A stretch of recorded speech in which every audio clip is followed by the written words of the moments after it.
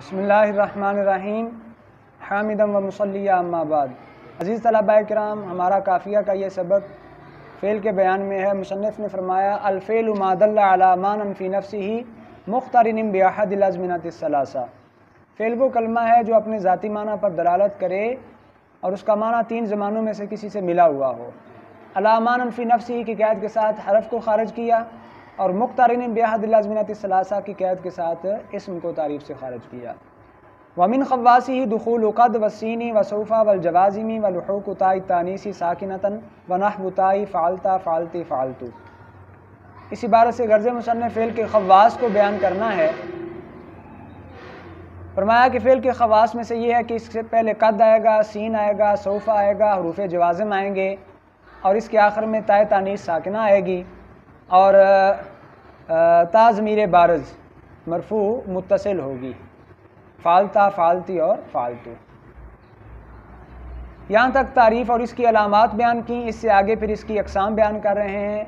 فرمایا المادی ما دل علی زمان قبل زمانک مبنی علی الفتح مع غیر الضمیر المرفوع المتحرک والواو۔ فعل ماضی وہ ہے جو اس زمانے پر دلالت کرے جو آپ کے زمانے سے پہلے زمانہ ہے، یعنی گزشتہ زمانے پر، اور اس کے حوالے سے بیان کیا کہ یہ جب ضمیر مرفوع متحرک اور واو کے غیر کے ساتھ آئے تو مبنی بر فتح ہوگی۔ ضربا ضربا، ضربت ضربتا، ان چار صیغوں میں۔ والمضارع ما اشبہ الاسم باحد حروف نعیت لوقوعہ مشترکا وتخصیصہ بالسین او سوف۔ اس عبارت سے غرض مصنف فعل مضارع کی تعریف کرنا ہے۔ فرمایا فعل مضارع وہ فعل ہے جو حروف نعیت میں سے کسی ایک کے ساتھ اسم کے مشابہ ہو، کیونکہ جس طرح اسم جو ہے وہ حال اور استقبال میں مشترک ہوتا ہے، یہ بھی مشترک ہوتا ہے۔ اور پھر یہ ہے کہ مضارع جو ہے اس کو سین یا سوفا کے ساتھ مستقبل کے ساتھ خاص کر دیا جائے۔ فالحمزۃ للمتکلم مفردا والنون له مع غیرہ والتاء للمخاطب مطلقا وللمؤنث والمؤنث سین غیبۃ والیاء للغائب غیرہما۔ اب یہ حروف نعیت جسے ہم حروف عطین بھی کہتے ہیں، کن کن صیغوں میں کس طرح آتے ہیں اس کا بیان شروع کیا۔ فرمایا حمزہ جو ہے یہ متکلم مفرد کے لیے آتا ہے، چاہے مذکر ہو مؤنث، اور نون متکلم کے لیے آتا ہے، تثنیہ جمع سب کے لیے، اور تا مخاطب کے لیے آتا ہے مطلقاً، یعنی مخاطب کے جو 6 صیغے ہیں، اور واحد مؤنث اور تثنیہ مؤنث غائب کے لیے آتا ہے، اور یا مؤنث کے ان 2 صیغے یعنی غائب کے یہ جو 2 صیغے ہیں، واحد مؤنث غائب اور تثنیہ مؤنث غائب، ان کے علاوہ غائب کے باقی جو 4 صیغے ہیں، واحد مذکر غائب، تثنیہ مذکر غائب، جمع مذکر غائب اور جمع مؤنث غائب، ان 4 صیغوں سے شروع میں یا آتا ہے۔ وحروف المضارعۃ مضمومۃ فی الرباعی ومفتوحۃ فیما سواہ۔ اس عبارت سے غرض مصنف حروف مضارع کا اعراب بیان کرنا ہے۔ رباعی میں اگر حروف مضارع آئیں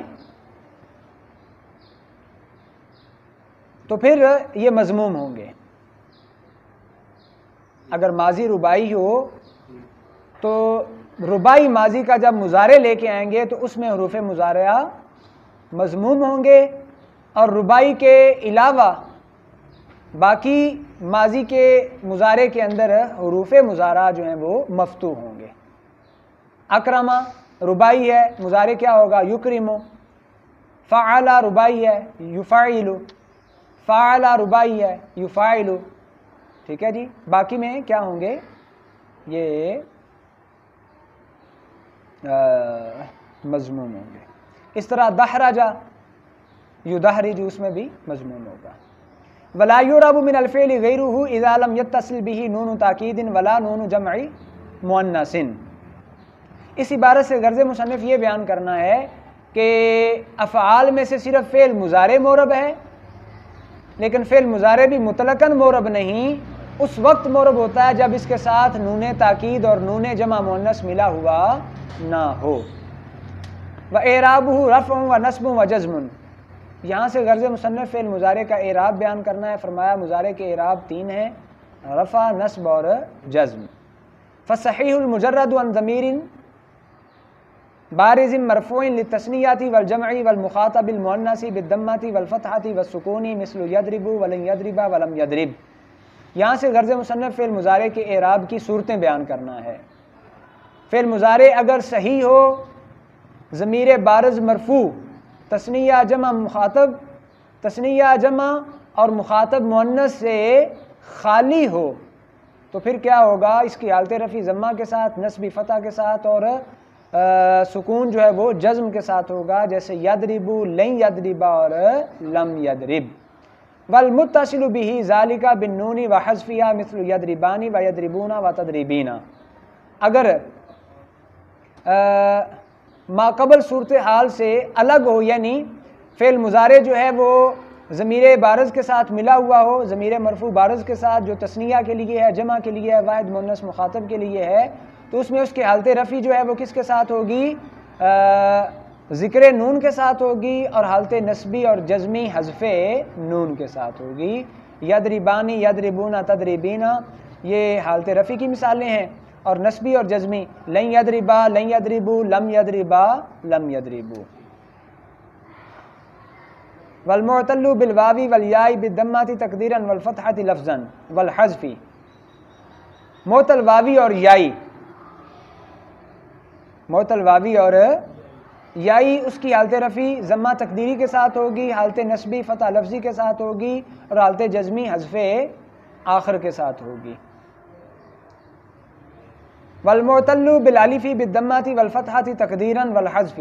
معتل الفی کی حالت رفع ضمہ کے ساتھ، حالت نسبی جو ہے وہ فتح کے ساتھ، فتح تقدیری کے ساتھ، اور حالت جزمی حذف آخر کے ساتھ ہوگی.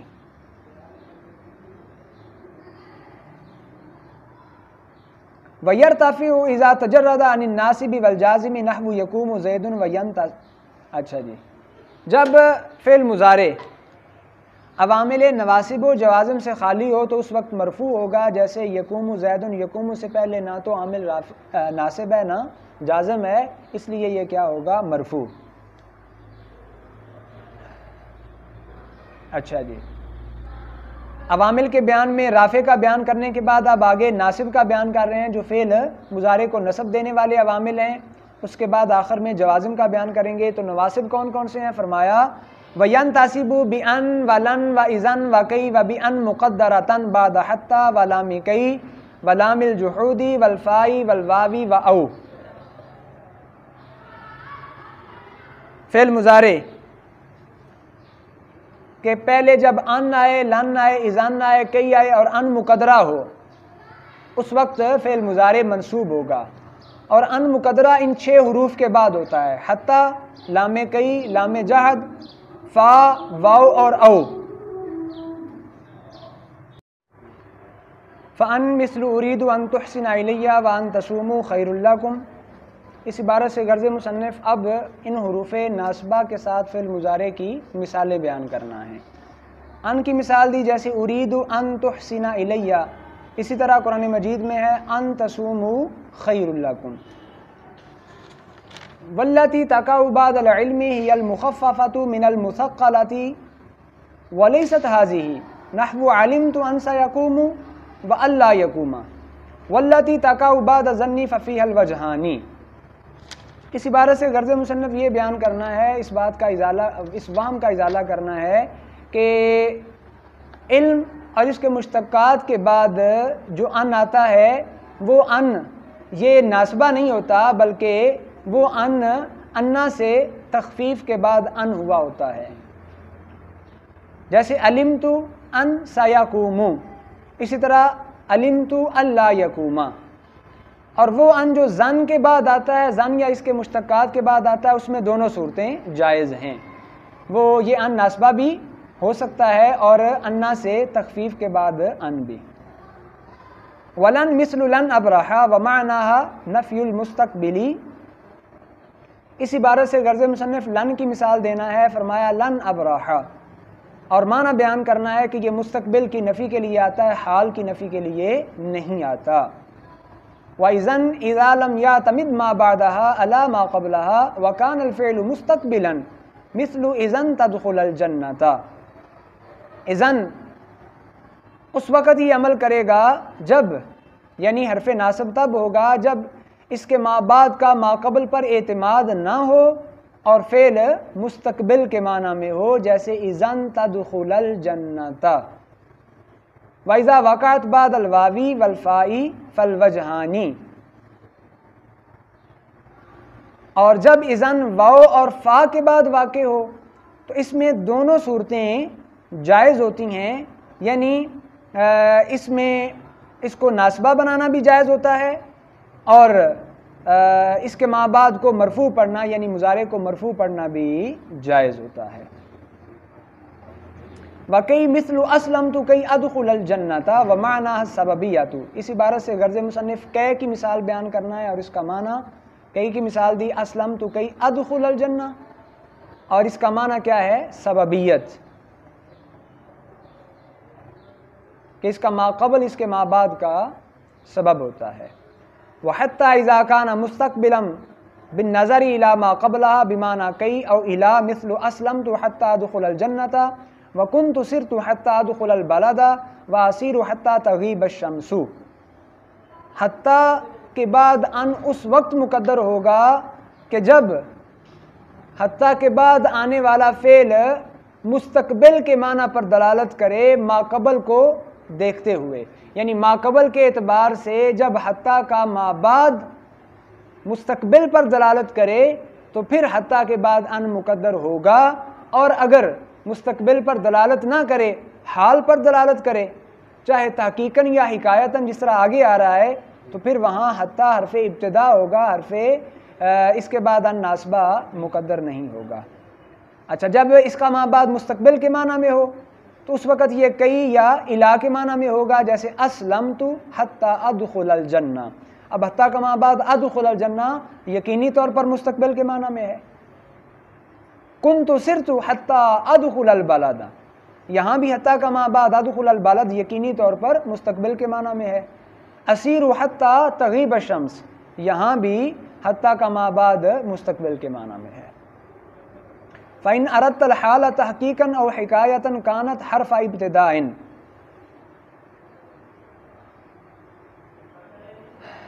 فَتُرْفَعُ وَتَجِبُ السَّبَبِيَّةُ مِثْلُ مَرِضَ حَتَّى لَا يَرْجُونَهُ۔ اگر آپ حتیٰ کے ما بعد فعل سے حال کا معنی مراد لینا چاہتے ہیں، چاہے تحقیقاً حال کا معنی مراد لینا چاہتے ہیں، چاہے حکایتاً مراد لینا چاہتے ہیں، اس وقت حتیٰ حرف ابتدا کے طور پر ہوگا اور حتیٰ کا ما بعد فعل جو ہے وہ مرفوع ہوگا اور یہ سببیت کا معنی دے گا، وہاں سببیت جو ہے لازم ہوگی، یعنی حتیٰ کا ما قبل جو ہے حتیٰ کے ما بعد کے لیے سبب بنے گا۔ جیسے یہ مثال ہے ماریدہ حتیٰ لا یرجونہ، وہ بیمار ہوا حتیٰ کہ اس کے اہل خانہ نے اس کی امید کو، یعنی اس کی زندگی کی امید کو ترک کر دیا۔ وَمِن ثَمَّ امْتَنَعَ الرَّفْعُ فِي كَانَ سَيْرِي حَتَّى أَدْخُلَهَا فِي النَّاقِصَةِ وَأَسِرْتَ حَتَّى تَدْخُلَهَا وَجَازَ فِي التَّامَّةِ كَانَ سَيْرِي حَتَّى أَدْخُلَهَا وَأَيُّهُمْ سَارَ حَتَّى يَدْخُلَهَا۔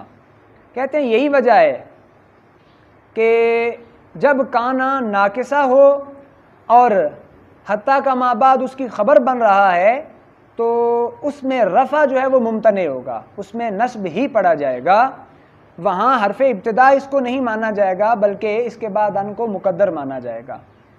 جیسے کانا سیری حتیٰ ادخلہا، اس میں کانا کو اگر ہم ناقصہ مانیں تو حتیٰ کا ما بعد اپنے فاعل اور مفعول سے مل کر یہ کانا کی خبر بنے گا، تو حتیٰ یہاں جو ہے یہ ابتدائیہ نہیں ہوگا، کیونکہ اگر اس کو ابتدائیہ مانیں تو اس کے ما بعد کا کانا کی خبر نہ ہونا لازم آئے گا اور کانا پھر بغیر خبر کے رہ جائے گا، لہذا اس کو ابتدائیہ نہیں مانا جائے گا۔ اسی طرح اس مثال میں اسرت حتی تدخلہا، اس میں حتیٰ کا ما قبل جو ہے وہ ما بعد کا سبب نہیں ہوگا، کیونکہ ما قبل جو ہے یہ مشکوک الوجود ہے اور ما بعد جو ہے مقطوع الوجود ہے، اور مشکوک الوجود جو ہوتا ہے مقطوع الوجود یعنی جس کا وجود قطعی ہو اس کا سبب نہیں بن سکتا، اس لیے یہاں حتیٰ کو ابتدائیہ نہیں مانیں گے بلکہ حتیٰ یہاں کیا ہوگا،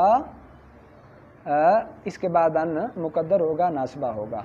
وجاز فی التامہ، اچھا جب کانا تامہ ہو تو پھر ایسی صورت میں حتیٰ کو ابتدائیہ ماننا یہ درست ہوگا، جیسے کانا سیری حتیٰ ادخلہا، یہاں کانا تامہ ہے تو حتیٰ ابتدائیہ ہو سکتا ہے اور ما بعد مرفوع بھی حتیٰ ادخلوہا۔ وَأَيُّهُمْ سَارَ حَتَّى يَدْخُلَا، اس میں بھی یہاں حتیٰ کا ما قبل ما بعد کا سبب بن سکتا ہے، اس لیے حتیٰ ابتدائیہ ہو سکتا ہے۔ اچھا جی، یہاں تک مصنف نے حتیٰ کے بعد ان مقدر ہو اس کی مثالیں بیان کی۔ اس کے بعد ہے جی لام کئی کے بعد، تو اب ہم لام کئی کی مثالیں جو ہیں ان کا آغاز۔ وَلَامُ کئی مِثْلُ أَسْلَمْتُ لِأَدْخُلَ الْجَنَّةَ، اور لام کئی اس کے بعد بھی ان مقدر ہوتا ہے، اس کی مثال مصنف یہاں سے لے رہے ہیں، أَسْلَمْتُ لِأَدْخُلَ الْجَنَّةَ، اصل میں ہے لِأَنْ أَدْخُلَ۔ اسی طرح وَلَامُ الْجُحُودِ لام تاکید بعد النفی لکان مثل وما کان اللہ لیعذبہم۔ اس طرح لام جہد جو تاکید کا لام ہوتا ہے اور کانا کی نفی کے بعد آتا ہے، جیسے ما کان اللہ لیعذبہم، اس کے بعد بھی ان مقدر ہے۔ والفاء بشرطین احدہما سببیۃ والثانی ان یکون قبلها امر او نہی او استفہام او نفی او تمن او عرض۔ فا کے بعد دو شرطیں پائی جائیں تو ان مقدر ہوگا، ان میں سے پہلی شرط یہ ہے کہ فا سببیہ ہو، اور دوسری شرط یہ ہے کہ اس سے پہلے 6 چیزوں میں سے کوئی ایک چیز آئے۔ امر ہو جیسے زرنی فاکرما کا، نہی ہو جیسے لا تشتمنی فاضربا کا، استفہام ہو جیسے حل عندکم ماء فاشربہ، نفی ہو جیسے ما تاتینا فتحدثنا، تمنی ہو جیسے لیت لی مالا فانفقہ، یا عرض ہو الا تنزل بنا فتصیبا خیرا۔ ان 6 جگہوں کے اندر فا جو ہے وہ سببیت پر دلالت کرتی ہے اور اس کے بعد ان مقدر ہے۔ والواو بشرطین الجمعیۃ وان یکون قبلها مثل ذالک، اس طرح واو جو ہے اس کے بعد بھی ان مقدر ہوتا ہے، اس کی بھی 2 شرطیں ہیں۔ ایک شرط تو یہ ہے کہ واو بمعنی جمع ہو، یعنی جمعیت کے لیے آئے، ما بعد کو ما قبل کے ساتھ جمع کرنے کے لیے آئے، اور دوسرا یہ ہے کہ واو سے پہلے اسی طرح ان 6 چیزوں میں سے کوئی ایک چیز ہو، یعنی امر ہو یا نہی ہو یا استفہام یا نفی یا تمنی یا عرض، مثالیں ساری وہی بن جائیں گی۔ وَأَوْ بِشَرْطِ مَعْنَى إِلَىٰ أَنْ أَوْ إِلَّا أَنْ، او کے بعد بھی ان مقدر ہوتا ہے، لیکن شرط یہ ہے کہ او جو ہے الا ان کے معنی میں ہو یا الا ان کے معنی میں ہو۔ مثلا کوئی کہے لَأَلْزِمَنَّكَ أَوْ تُعْطِيَنِي حَقِّي، یعنی یہ او الا ان کے معنی میں ہے، لَأَلْزَمَنَّكَ إِلَىٰ أَن تُعْطِيَنِي۔ والعاطفہ اذا كان المعطوف علیہ اسما، اسی طرح حروف عاطفہ دیگر ہیں، فا اور واو کے ساتھ ساتھ جو دیگر حروف عاطفہ ہیں ان کے بعد بھی ان مقدر ہوگا اگر معطوف علیہ اس میں صریح ہو اور واو کے بعد فعل مضارع آ رہا ہے یا دیگر حروف عاطفہ کے بعد فعل مضارع آ رہا ہے تو وہاں بھی ان مقدر ہوگا۔ وَيَجُوزُ إِظْهَارُ أَن مَعَ لَامِ كَيْ وَالْعَاطِفَةِ۔ اب ان 6 جگہوں کی مثالیں اور وہ 6 جگہیں جہاں ان مقدر ہوتا ہے ان کے بعد ان کو ذکر کرنے کے بعد اب ان میں سے جہاں جس جگہ پہ ان کا اظہار جائز ہے اس کا بیان کر رہے ہیں۔ فرمایا کہ لام کئی کے ساتھ ان کا اظہار بھی جائز ہوتا ہے کہ لام کئی بھی ہو اور ساتھ ان بھی ظاہر ہو۔ اسی طرح عاطفہ کے ساتھ بھی ان کا اظہار جائز اور درست ہوتا ہے۔ وَيَجِبُ مَعَ فِي اللَّامِ عَلَيْهَا، اور لام کئی کے ساتھ اس کا اظہار واجب ہو جاتا ہے کہ جب فعل مضارع کے ساتھ لائے نفی آ رہا ہو وہاں ان کو ظاہر کریں گے، جس طرح قرآن پاک میں ہے لِأَلَّا يَعْلَمَ أَهْلُ الْكِتَابِ۔ اب اس میں لام کئی کے بعد ان کا اظہار ضروری ہوگا کیونکہ اس کے بعد لا ہے فعل مضارع سے پہلے۔ یہاں تک مصنف نے فعل مضارع کے جو نواسب ہیں ان کا بیان کیا۔ اب اس سے آگے جو عبارت ہے اس میں فعل مضارع کے جو جوازم ہیں ان کا بیان کریں۔ فرمایا بین جازم بلم ولما ولام الامر ولا فی النہی وکلم المجازات وہی ان ومہما واذا ما واذما وحیثما واینا ومتا وما ومن وایہم وانا۔ فعل مضارع لم کے ساتھ، لما کے ساتھ، لام امر کے ساتھ، لائے نہیں کے ساتھ اور کلم المجازات کے ساتھ مجزوم ہوتا ہے۔ اور کلمات شرط و جزا بھی انہیں کہتے ہیں، وہ یہ ہیں ان مہما اذا ازما حیثما اینا متا ما من این انا۔ اچھا، لم کی مثال لم یضرب، لما کی مثال لما یضرب، لام امر لیضرب، لائے نہیں لا یضرب۔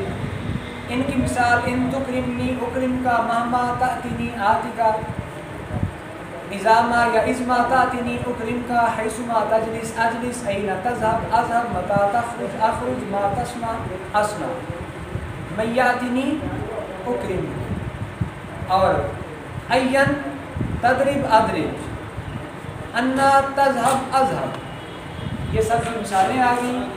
اس کے بعد آگے مصنف ان کی تفصیل بیان کر رہے ہیں، لیکن اس سے پہلے دو کلمات اور ہیں جن کے بارے میں بیان کیا کہ ان کے ساتھ بھی ان یعنی شرط کا معنی استعمال ہو سکتا ہے لیکن شاذ ہوتا ہے۔ وَأَمَّا مَعَ كَيْفَمَا وَإِذَا فَشَاذٌ۔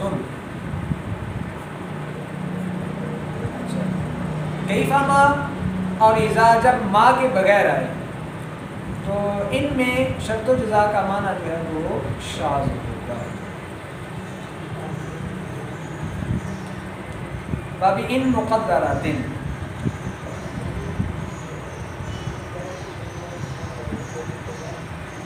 اسی طرح ان جب مقدرہ،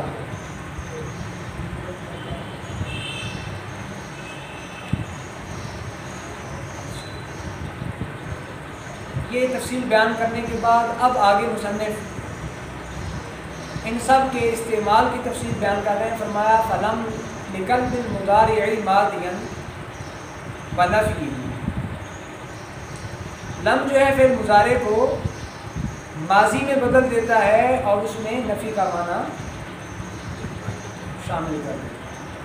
ولما مثلها وتختص بالاستغراق وجواز حذف الفعل، لما بھی لم کی طرح یہ عمل کرتا ہے، البتہ یہ استغراق کے ساتھ خاص ہے اور لما کے ساتھ فعل کو حذف کرنا جائز ہوتا ہے۔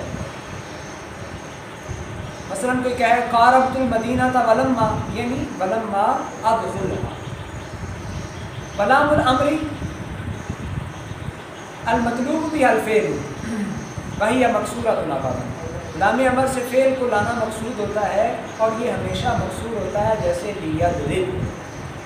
وللنہی المطلوب بها الترک، اور لائے نہیں کے ساتھ فعل کو ترک کرنا مطلوب ہوتا ہے، جیسے لا تضرب۔ وکلم المجازات تدخل علی الفعلین بسببیت الاول ومسببیت الثانی ویسمى یعنی شرطا و جزاء۔ باقی رہ گئے کلم المجازات، فرمایا کہ یہ دو فعلوں پر داخل ہوں گے، پہلا سبب ہوگا اور دوسرا مسبب۔ یہ اس بات پر دلالت کریں گے کہ پہلا فعل سبب ہے اور دوسرا مسبب۔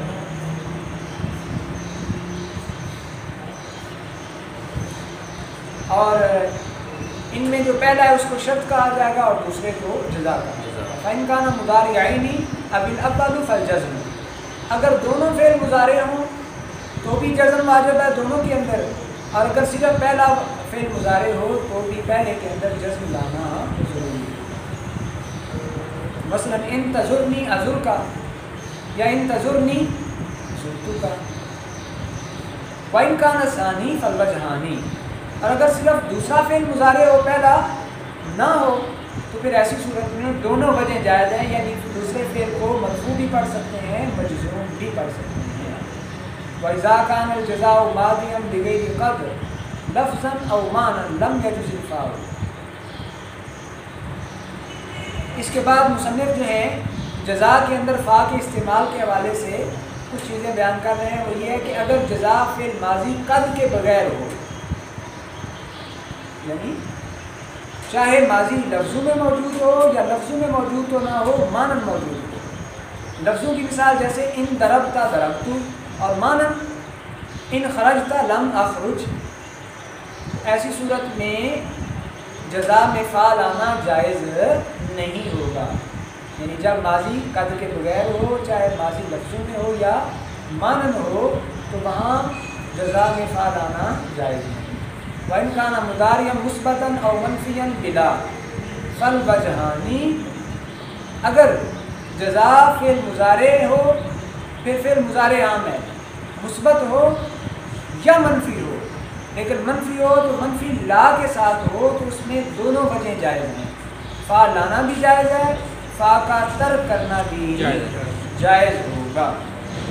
وَإِلَّا فَلَا، اور اگر یہ صورتحال نہ ہو، یعنی اگر یہ صورتحال نہ ہو، یعنی ماضی والی صورتحال بھی نہیں اور مضارع والی بھی نہیں، تو پھر فا کو لانا واجب ہوگا، یعنی جزا فعل ماضی قد کے ساتھ ہے تو پھر بھی فا کو لانا واجب ہوگا، اور اگر مضارع مثبت نہیں ہے، منفی ہے لیکن منفی لا کے ساتھ نہیں، کسی اور چیز کے ساتھ ہے، تو بھی فا کو لانا واجب ہوگا۔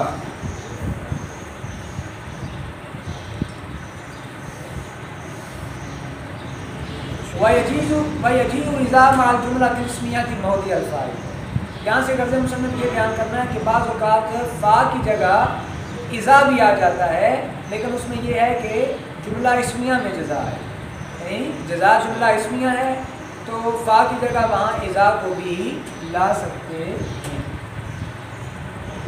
اس طرح قرآن مجید میں ہے وَإِن تُصِبْهُمْ سَيِّئَةٌ بِمَا قَدَّمَتْ أَيْدِيهِمْ إِذَا هُمْ يَقْنَطُونَ، کیونکہ یہاں جزا جو ہے وہ جملہ اسمیہ ہے، اس لیے فا کو لایا جا سکتا ہے۔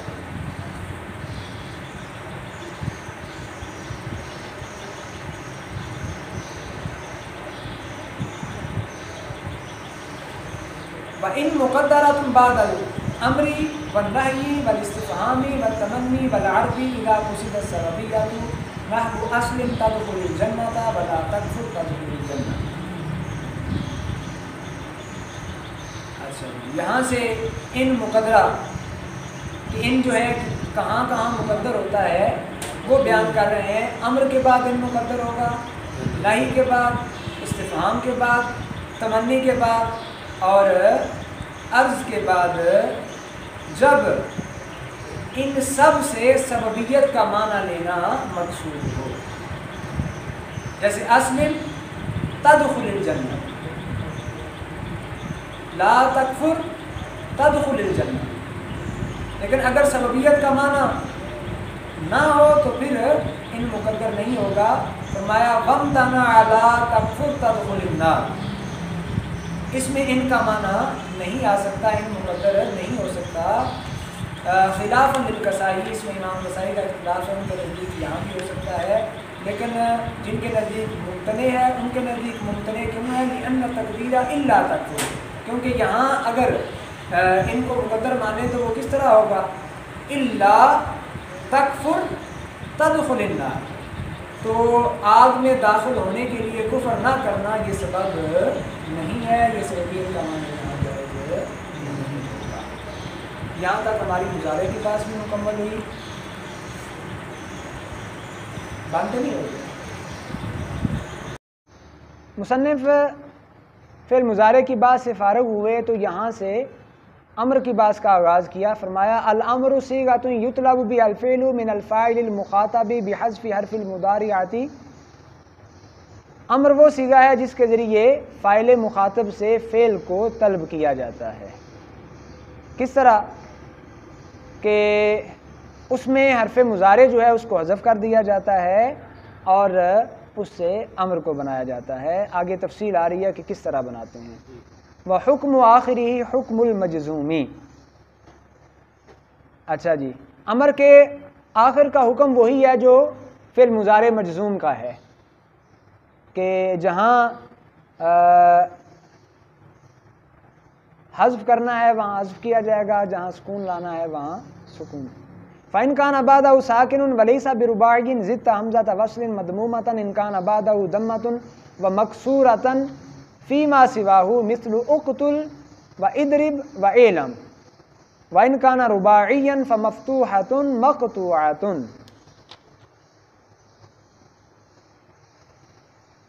یہاں سے فعل امر کو فعل مضارع سے بنانے کا طریقہ بیان کیا.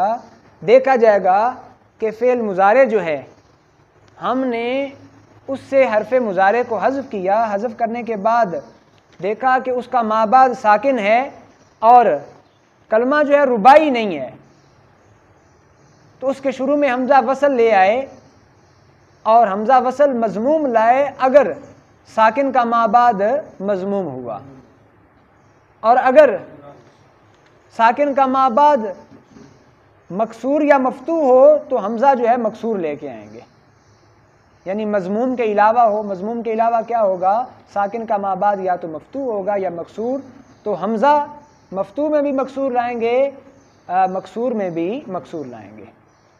اقتل، یقتلو سے تقتلو سے اقتل بنایا کہ حرف مضارع کو حذف کیا، ما بعد ساکن ہے اور کلمہ غیر رباعی ہے، تو کیا کیا؟ شروع میں حمزہ وصل لے کے آئے اور ساکن کا ما بعد ضمہ ہے تو شروع میں ضمہ دے دیا اور آخر میں جزم آئے گی جیسے ابھی شروع میں ہم نے پڑھ لیا. اور تضربو سے اضرب، اس میں تا علامت مضارع کو ختم کیا، ما بعد ساکن ہے، کلمہ غیر رباعی ہے، کیا کیا؟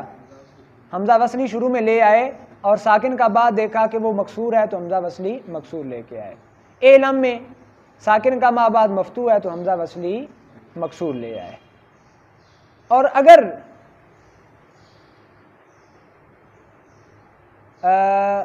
حرف مضارع حذف کرنے کے بعد باقی جو ہے وہ رباعی ہو، فَمَفْتُوحَةٌ مَقْطُوعَةٌ، تو پھر شروع میں جو حمزہ لے کے آئیں گے وہ حمزہ مفتوح ہوگا اور قطعی ہوگا. اگر فعل رباعی ہو تو پھر حمزہ مفتوح اور قطعی ہوگا، اگر فعل غیر رباعی ہو یعنی ثلاثی ہے تو پھر کیا ہوگا؟ پھر حمزہ وصلی لے کے آئیں گے. ہاں جی، رباعی کی اکرم باب فعال سے، تکرمو سے اکرم. لیں جی، الحمدللہ یہاں تک ہماری فعل ماضی، فعل مضارع، فعل امر کی بات مکمل ہوئی. انشاءاللہ العزیز ہمارا اگلا سبق جو ہے وہ فعل ما لم یسمى فاعلہ کے بیان میں ہوگا. اللہ رب العزت